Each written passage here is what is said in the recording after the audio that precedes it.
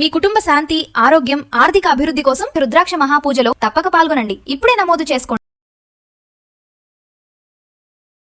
నమస్తే రమ్మగారు. నమస్తే జయ. రమ్మగారు, కామెంట్స్ రూపంలో మనకి చాలా ప్రశ్నలు వస్తూ ఉంటాయండి. కొన్ని డైరెక్ట్గా మీకు కాల్స్ వచ్చేస్తూ ఉంటాయి. మీ అసిస్టెంట్ ఉన్నట్లున్నారు, తను పిక్ చేసి మీకు చెప్పేస్తారు. కొన్ని కామెంట్స్లో పెడతా ఉంటారు మన వీడియోస్ కింద. అలా కొంచెం రెగ్యులర్గా వస్తున్న ఒక కామెంట్ ఉంది రమ్మగారు, దానికి ఆన్సర్ కావాలి అని.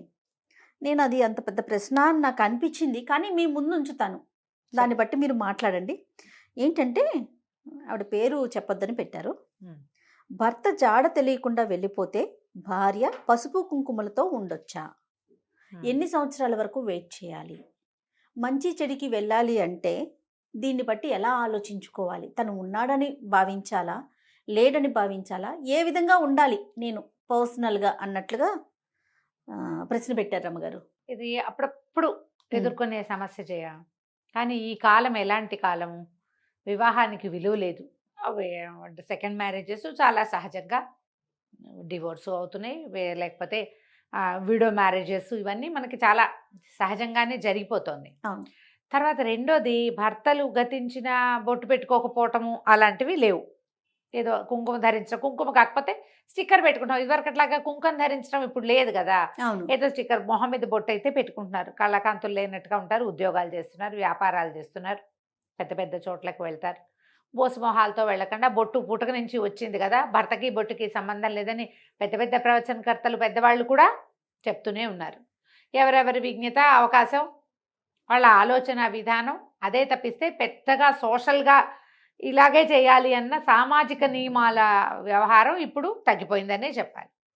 అయితే ఇప్పుడు ఎలా, నువ్వు అడిగిన ప్రశ్న ప్రకారం కొన్ని సంవత్సరాలు అయిపోయింది అనుకో, సాధారణంగా ఒక వ్యక్తి ఇంటి నుంచి వెళ్ళిపోయినా, వాళ్ళ వేరబౌట్స్ తెలియకపోయినా 14 సంవత్సరాలు వెయిట్ చేసి, ఒకవేళ 14 ఏళ్ళు అయిన తర్వాత కూడా వాళ్ళు రాకపోతే, వాళ్ళు మరీ వృద్ధులు గనక అయితే శ్రాద్ధ విధి నిర్వహించడం ఒక విధానంగా ఉంది.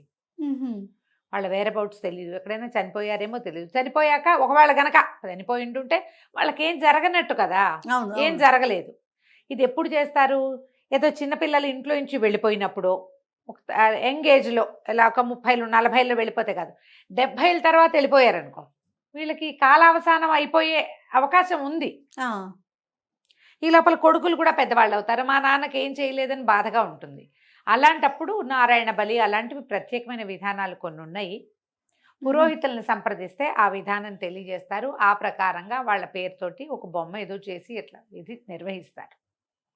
వేరే ఇప్పుడు మనం స్త్రీల దగ్గరికి వస్తే, వీళ్ళు నిత్య సుమంగళుగా ఉండొచ్చమ్మా, మీ ఆయన లేడు అంటే లేడు, ఇక్కడ లేడు, ఎక్కడో ఉంటాడు ఆ నమ్మికతోటి ఉంటే వాళ్ళని ప్రశ్నించక్కర్లేదేమోనని అనిపిస్తుంది.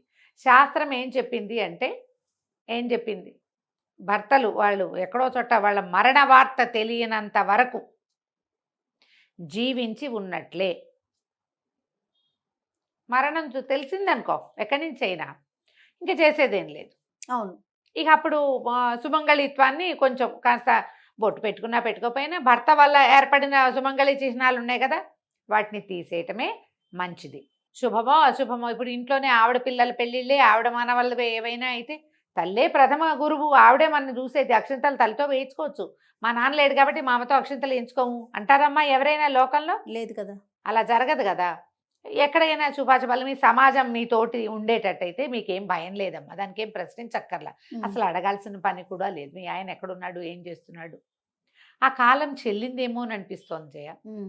ఒకవేళ వృద్ధాప్యంలో వారి ఇంట్లో నుంచి వెళ్ళి 14 సంవత్సరాలు, 12 నుంచి 12 దాటాకే ఇక మొదలు ఆలోచిస్తారు, చేసేస్తారు. ఇట్లా చేస్తే రేపొద్దున ఈ కుమారుడు కనుక ఏదైనా అయిపోయింది అనుకో, ఆ తండ్రికి ఏమి పెట్టకుండా వీళ్ళ రుణం తీరదు కదా.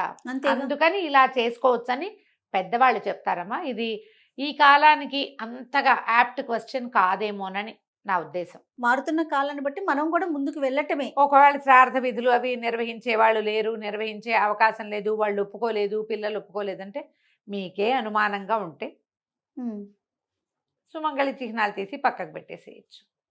14, 15 సంవత్సరాలు అయిపోతే కనుక మీకు చేయాలని లేదనుకోండి, మీ మనసు అనుమానం లేదు, ఎక్కడో ఉంటాడు, అలా ఏమి జరగదు, హాయిగా ఉండండి, భగవంతుడిని నమ్ముకుని. అంతే.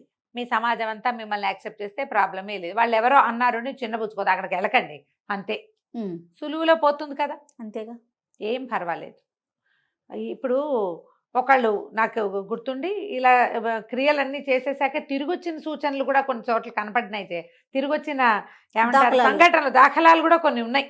ఆ, తిరిగొచ్చిన ఇక్కడ అంతా దాఖలాలు. అయిపోయింది అనుకున్నారా? ఆ, అంతే కదా అంతా అయిపోయింది, ఏం లేరు ఇంకా అని వీళ్ళు ఇది చేసేస్తుంటే అయ్యారు. ఆయన కాశీలోనో రామేశ్వరంలోనో ఎక్కడో ఉండి కాషాయ బట్టలు ధరించి ఓసారి ఇంటికి వచ్చారు శ్రాద్ధ విధులు నిర్వహించిన తర్వాత. ఓకే. అలా కూడా జరుగుతుంది అంతే. ఎప్పుడైనా. కుర్రాళ్ళు, చిన్నపిల్లలు, ఆడపిల్లలు ఇంట్లో నుంచి వెళ్ళిపోయిన వాళ్ళు 30 ఏళ్ల తర్వాత 40 ఏళ్ల తర్వాత వెనక్కి వచ్చిన వాళ్ళు కోకొల్లలు. కోకొల్లలు. ఇప్పుడు మనం భర్త, సుమంగళి చిహ్నాలు ఈ రెండింటినీ కలుపుకుంటున్నాం, అవి కదా విషయం. అవును. మీకు ఏ భయం లేదు, అనుమానం లేదు అంటే భగవంతుని నమ్ముకుని హాయిగా మీరు ఎలా ఉంటున్నారో అలాగే మీ జీవితం ముందుకు తీసుకెళ్ళండి అమ్మా. వార్త తెలియనంత వరకు ఏ తప్పు లేదు. ఓకే రమ్య గారు, నమస్తే. నమస్తే జయ.